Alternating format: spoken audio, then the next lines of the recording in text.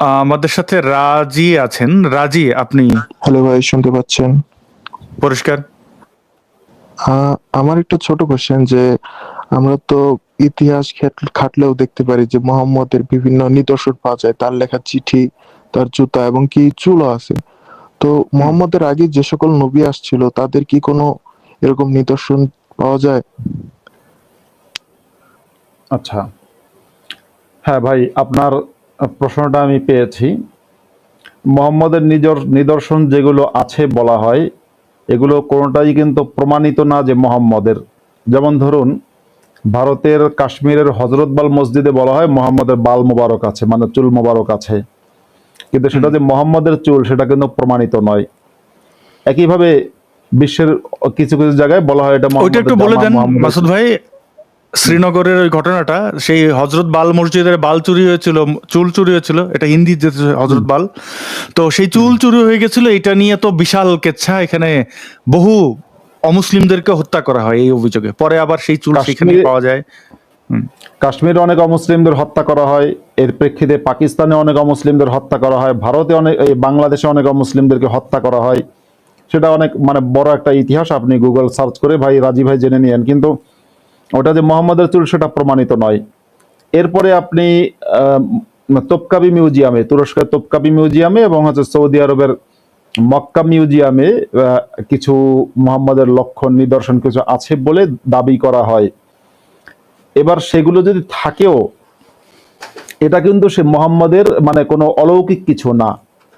হুম। সে 1400 বছর আগের কেন, আপনি মোহাম্মদেরও আগের আগের যে নবী আছে তাদেরও স্মৃতি ব্যবহার করা অনেক জিনিসপত্র কিন্তু এখনো পাওয়া যায়। এবং মোহাম্মদের আগেরও অনেক ব্যক্তি, যেমন বিভিন্ন গ্রিক দার্শনিকদের উক্তি, তাদের অনেক বিষয় আশয় কিন্তু এখনো পাওয়া যায়। ইনফ্যাক্ট আপনি যদি, আমি আর যদি পরে যাই, আপনি যদি কলকাতার জোড়াসাঁকো ঠাকুর বাড়িতে যান, রবীন্দ্রনাথ ঠাকুর এবং ঠাকুর পরিবারের ব্যবহার করা অনেক জিনিস পাবেন। আপনি যদি কোনো রাজবাড়িতে যান, যেগুলো রাজার বাড়ি আজকে থেকে 1000 বছর আগের, 2000 বছর আগের, কিংবা আপনার 500 বছর, 600 700 বছর আগের, সেখানে সে রাজার ব্যবহার করা অনেক জিনিসপত্র বা রাজ পরিবারের ব্যবহার করা অনেক জিনিসপত্র আপনি পাবেন। সুতরাং জিনিসপত্র মানে তার চুল আছে, জামা কাপড় আছে, এটা দিয়ে কিন্তু কোনো ব্যক্তি যে মানে কোন অলৌকিক মিরাকল কোনো কিছু কিন্তু প্রকাশ পায় না। হুম। আপনি কি বুঝতে পেরেছেন ভাই? রাজি, আপনি কি শুনতে পাচ্ছেন? একটু খারাপ ছিল। আমার আচ্ছা। আরেকটা ছোট কোশ্চেন যে আমরা কি মানে জানতে পারি যে আমরা তো জানি যে নবী মোহাম্মদ 1500 বছর আগে হুম। আসছিলেন, মানে কোরআন হাদিস থেকে কি মানে ইতিহাস মিলে এটা? আচ্ছা, এবার মোহাম্মদ কত সালে জন্ম কত সালে মৃত্যু সেটা নিয়ে কিন্তু বিতর্ক আছে, মানে ইসলামিক স্কলাররাই বিতর্ক করে।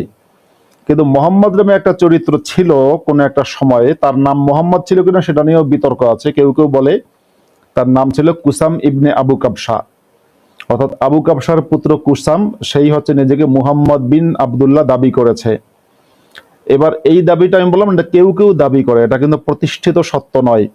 ঠিক একইভাবে মোহাম্মদই তার নাম, সেটাও কিন্তু ঠিক প্রতিষ্ঠিত সত্য কিনা সেটা নিয়ে সন্দেহ করা যেতে পারে। হুম। কারণ মোহাম্মদ শব্দের অর্থ হচ্ছে অধিক প্রশংসিত। হতে পারে মোহাম্মদ বিখ্যাত হওয়ার পরে তার নাম তিনি মোহাম্মদ রেখেছেন। এখন সে এই এই যে ঐতিহাসিক একটা চরিত্র, ঐতিহাসিক চরিত্রের মধ্যে কিন্তু মানে মানুষ যেহেতু, তাদের মধ্যে ভালো মন্দ অনেক কিছুর মিশেল থাকতে পারে। যেমন আপনি যদি আজকে থেকে 1000 বছর আগের কোনো শাসকের কথা শোনেন, তাহলে দেখবেন সেই শাসকেরও কিন্তু অনেক ভালো মন্দ গুণ ছিল, সে শাসকের অনেক দোষ ছিল, সে শাসক অনেক মানুষকে তার ক্ষমতার জন্য হত্যা করেছে। তো মোহাম্মদ একজন ঐতিহাসিক শাসক, যে শাসক ধর্মের জন্য বা তার যে আদর্শ আছে সেই ধর্ম প্রচারের জন্য অনেক মানুষকে হত্যা করেছেন, অনেক যুদ্ধ করেছেন, অনেকগুলো বিয়ে করেছেন, অনেকগুলো ধর্ষণ করেছেন, শিশু বিয়ে করেছেন, পুত্রবধূকে বিয়ে করেছেন, মানে এমন এমন অনেক কিছু করেছেন যে আপনি অন্যান্য অনেক শাসকদের মধ্যে এতগুলো অপরাধ দেখতে পারবেন না। অর্থাৎ আমি বোঝাতে যাচ্ছি, অন্য অনেক শাসকরা অনেক অপরাধ করেছে। যেমন ধরুন, প্রাচীন গ্রিসের যে শাসকেরা আপনার সক্রেটিসকে হত্যা করলো, বা প্রাচীন গ্রিসের যে শাসকেরা এরকম আরো বিজ্ঞানীদেরকে হত্যা করেছে বা দার্শনিকদেরকে হত্যা করেছে, কিংবা মধ্যযুগের ইউরোপীয়রা যে সমস্ত গ্যালিলিও সহ ব্রুনো সহ যে সমস্ত বিজ্ঞানীকে হত্যা করেছে, সেই শাসকেরা বর্বর ছিল না, নিষ্ঠুর ছিল, নিশ্চয়ই খারাপ ছিল। কিন্তু মোহাম্মদের মধ্যে আপনি এমন এমন অনেক কিছু পাবেন যেটা অন্যান্য শাসকদের মধ্যেও আপনি পাবেন না। মানে অনেক এক্সেপশনাল অনেকগুলো অপরাধের মিশেল আপনি এক মোহাম্মদের মধ্যেই পেয়ে যাবেন। আমার রাজি, আরেকটা আশা ছোট করছি কোশ্চেন আর না, ভাই। প্লিজ প্লিজ না, একটু মানে আমি আগে আগে না আগের আমরা কোশ্চেনটা আমি অন্য, বুঝিনি। আপনি একটু লাইভটা ভাই। এখানে পজ করে দেখে নিন। শোনেন রাজি, আচ্ছা বুঝতে ভাই, হবে আপনাকে। শুনুন। এই যে আমি এত ছবি ভিডিও নিয়ে হালকা একটা কোশ্চেন, হালকা একটু বলবো যে শায়েখ আহমদুল্লাহ উনি বলেছেন যে মোবাইলের যে ছবি তোলা হয় সেটাকে আয়নার প্রতিফলক, মানে আয়নার প্রতি ওটাকে আয়নার মতো ওটাকে মানে বুঝিয়েছেন। তো উনি তো ওনার দিক থেকে এটা তো হলে সঠিকই বললেন না। আর এটা কি কোশ্চেন একটু আমি গেলাম। উত্তরটা দিচ্ছি, কারণ আমার জি হ্যাঁ, মুফতি মাসুদ ভাই ইয়ে করছেন। আর একটা জিনিস হচ্ছে রাজি ভাই, দেখেন আপনি মনে কিছু করবেন না যে এই যে আমাদের এত মানুষ যুক্ত থাকেন, তো এই মুহূর্তে প্রায় 4000 মানুষ আমাদের দেখছেন। তো ফলে কি হয়, একটা প্রশ্নের বেশি নেওয়াটা কষ্টকর হয়, কারণ অন্যরা বঞ্চিত হন। আপনি কন্টিনিউয়াসলি ইয়ে করতেই পারেন, পরের সপ্তাহে এসেও করতে পারেন। এই জন্য আমি আপনাকে বা অন্য সবার এই মুহূর্তে কিন্তু 12 জন 10 জনের মতো ব্যাক স্টেজে আছেন, তাদেরও সবার প্রশ্ন আছে, এই কারণেই বলেছি। জি, রাজি প্রশ্ন করেছিলেন ছবির বিষয়ে যে মুফতি হাফেজ মাওলানা, সম্ভবত তিনি আহমদুল্লাহ, শায়েখ আহমদুল্লাহ হিসেবে পরিচিত, তো তিনি বলছিলেন আয়নার প্রতিচ্ছবি হচ্ছে ছবি আর কি আমাদের বর্তমান না, এটা ছবি। তাহলে অসুবিধা কি? এটা হচ্ছে জায়েজ করার জন্য একটা অপকৌশল, মানে একটা হারামকে হালাল করার জন্য একটা অপকৌশল। আহমদুল্লাহ যে মোহাম্মদের সময় কি ফতোয়াটা আয়না দিলেন- ছিল মাসুদ ভাই? মোহাম্মদের সময় মিরর ছিল, আয়না? মুহাম্মদের সময় আয়না ছিল এরকম কিছু হাদিসে পাওয়া যায়। তো আমি জানি না হাদিসগুলো ওই হাদিসের মান সহি কিনা। কিছু হাদিসে পাওয়া যায় আয়না ছিল, কিন্তু নাও থাকতে পারে। তারপর আমি যদি ধরি মুহাম্মদের সময় আয়না থাকার সাথে এটা সম্পর্কও না, কারণ মুহাম্মদ ভাই আয়না না থাকলে পানি তো ছিল, পানির মধ্যে তো বা জলের মধ্যে তো আমাদের রিফ্লেকশন আসে, হ্যাঁ, ওটা তো মিররের কাজ হ্যাঁ, করে। হ্যাঁ। তো মোহাম্মদ তো বইলেই দিত যে তোমরা আবার এটারে আয়না ভেবে নিও না, মানে মানে অ্যালাউ করার থাকলে সে উদাহরণ দিয়ে অ্যালাউ করে দিত। না না, এখানে এই আহমদুল্লাহ যে ভুলটা করেছে সেটা আমি স্পেসিফিক ধরিয়ে দিই। রাজি ভাই, আপনি বলুন তো মুহাম্মদের সময় মদ ছিল কিনা? আচ্ছা, আমি আপনাকে উত্তর দিয়ে দিচ্ছি। ওকে, মুহাম্মদের রাজি সময় ভাই চলে মদ গেছেন, ছিল। উনি শুনে নেবেন। আপনি বলেন হ্যাঁ, মোহাম্মদের সময় মদ ছিল কিনা। এবং মুহাম্মদের সময় মদ ছিল। মুহাম্মদের সময় মদ বানানো হতো, মদের কোনো ফ্যাক্টরি ছিল না, কারণ সেই সময় আপনার কলকারখানা ফ্যাক্টরি তৈরি হয়নি, মদ বানানো হতো হাতে। কিন্তু সেই মদকে মুহাম্মদ নিষেধ করলেন।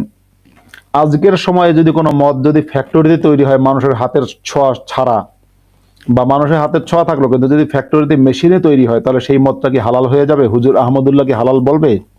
বলবে না। তো মুহাম্মদ ছবি আঁকাকে নিষিদ্ধ করেছেন। মুহাম্মদের সময় ক্যামেরা ছিল না, যে কারণে মুহাম্মদ ক্যামেরা সম্পর্কে বলেননি, কিন্তু ছবি আঁকাকে নিষিদ্ধ করেছেন, যে কোনো রকম চিত্রাঙ্কন করা যাবে না। ইসলামী শরিয়া আইনের মূলনীতি হচ্ছে যে জিনিসটা নবীর সময়ে তথা মুহাম্মদের সময়ে নবী যেটা নিষেধ করেছেন বা যেটা করতে বলেছেন, সেটা যদি পরবর্তী সময়ে অনেক বেশি আধুনিক হয়, অন্য রকম হয়ে যায়, মানে সেটা যদি ধরন চেঞ্জ করে, যেমন করোনা ভাইরাসের যে বিভিন্ন ভ্যারিয়েন্ট চেঞ্জ হয়েছে না, তো সেই জিনিসটা যদি তার ধরন চেঞ্জ করে, তবুও সেটা হারাম থেকে যাবে, সেটা হালাল হবে না কখনোই। কারণ আমরা দেখব মাসুদ ভাই, এখন জি ওইটা আমাদের দর্শক বন্ধুরা আপনার সাথে একমতই হবেন যে এটা ছবি। আর যারা ফটোগ্রাফি শিখেছেন প্রাতিষ্ঠানিকভাবে জানবেন, আমি আমার 2011 সালের দিকের একটা ঘটনা বলি। তখন ডিএসএলআর এর ছবি তোলাটা খুব একটা হালের একটা ব্যাপার ছিল। তো আমি ফটোগ্রাফি শিখছি, তো আমাদের শিক্ষক, তিনি খুব নামকরা একজন শিক্ষক, আমি তার নাম বলছি না, নামকরা ফটোগ্রাফার। তো এই প্রথম ক্লাসে তিনি এটা বুঝিয়েছিলেন যে ছবি ফটোগ্রাফি তুমি যখন নিজেকে ফটোগ্রাফার বলবা, এটা ছবি আঁকা, তুমি ছবিটা আঁকছো ডিজিটাল ইয়ার মাধ্যমে, মেশিনের মাধ্যমে, একটা ক্যামেরার মাধ্যমে, যে আমাদের দেখছেন দর্শকরা, ক্যামেরার মাধ্যমে কিন্তু ছবিটা আঁকা। এখন ছবি কিভাবে ভিডিও হয়, সেই ফ্রেম পার সেকেন্ড কি, সেগুলো অন্য চ্যাপ্টার, কিন্তু ফটোগ্রাফির ভাষায়ও ছবি যে তোলা হচ্ছে এইটা ছবি আঁকাই বলা হয়। এটা ছবি তোলা মিন্স আপনি একটা মেশিনের মাধ্যমে ছবিটা আঁকলেন, এটা আঁকা, ছবি আঁকা। আর আমি আরেকটু সহজ করে দিই এটা বোঝার জন্য, এটা দর্শকদের খুব বোঝা দরকার, যে আগের যুগে এক বোতল মদ তৈরি করতে হয়তো একটা মানুষের 1 মাস লাগতো, 2 মাস লাগতো। এখন সেকেন্ডে শত শত লিটার বা মিনিটে শত শত লিটার মদ তৈরি হয় ফ্যাক্টরিতে, এরকম ফ্যাক্টরি আছে। ঠিক সেরকম বোধহয় মদ খুব ফেমাস হচ্ছে যত এজড, মানে 12 বছর 20 বছর এরকম, যেটা যত পুরনো তত দাম বেশি। এবং মদের ক্ষেত্রে যে ব্র্যান্ডগুলো আছে, ভালো ব্র্যান্ড, আমি যতদূর জানি, সেগুলো যত পুরনো হয় এবং কাঠের মধ্যে ম্যানুয়াল ভাবে বানানো হয়, সেটাই অটোমেটিক্যালি বানানো যায় কি না। আমাদের তো ক্যারিয়ান কোম্পানি আছে, আমি জানি না, মানে আমি মদের ব্যাপারে ওটা জানি না, তবে হাতে বানানো মদ যত পুরনো মদ তত বেশি ভ্যালু। বলছি মেশিন কিন্তু ইউজ করে, বাংলাদেশের কেরিয়ান কোম্পানিতেও কিন্তু মেশিন ইউজ করে, হাতে কি করে না করে যায় না, কিন্তু মেশিন ইউজ করে। এবার যে ছবি আঁকতে, ছবি যখন কারো আঁকে তখন সেটা 0.5 ঘন্টা লাগবে বা 1 ঘন্টা লাগবে বা 15-20 মিনিট লাগবে, আপনার একজন চিত্রশিল্পী যদি আপনার ছবি আঁকে। কিন্তু আমি যখন মোবাইলে আপনার ছবিটা আঁকবো, যেহেতু এটা মেশিন, তখন সেটা লাগবে হচ্ছে আপনার সেকেন্ড, 1 সেকেন্ডেরও কম সময় আপনার ছবিটা তোলা হবে। এখন মোবাইল কি করছে, এই মেশিনটা আপনার বা আমার ছবিটা তাৎক্ষণিক তুলে ফেলছে, সময়টা কম লাগছে। এই সময় কম লাগে, অর্থাৎ আমার যে ছবিটা কাগজে কেউ আঁকবে, সেটা মোবাইল আঁকছে অত্যন্ত কম সময়ের মধ্যে। তো সুতরাং এটাও কিন্তু চিত্রাঙ্কন, এবং এই চিত্রাঙ্কনের কারণে এটাও সম্পূর্ণরূপে হারাম। আহমদুল্লাহ যে অপব্যাখ্যা দিয়েছে, এটা সম্পূর্ণরূপে আহমদুল্লাহ নিজে, আহমদুল্লাহর মতো মানে চিটার, বাটপার বাংলাদেশে কমই আছে, খুবই চিটার। ইসলাম রক্ষা করতে গেলে চিটারি বাটপারি তো করতেই হবে।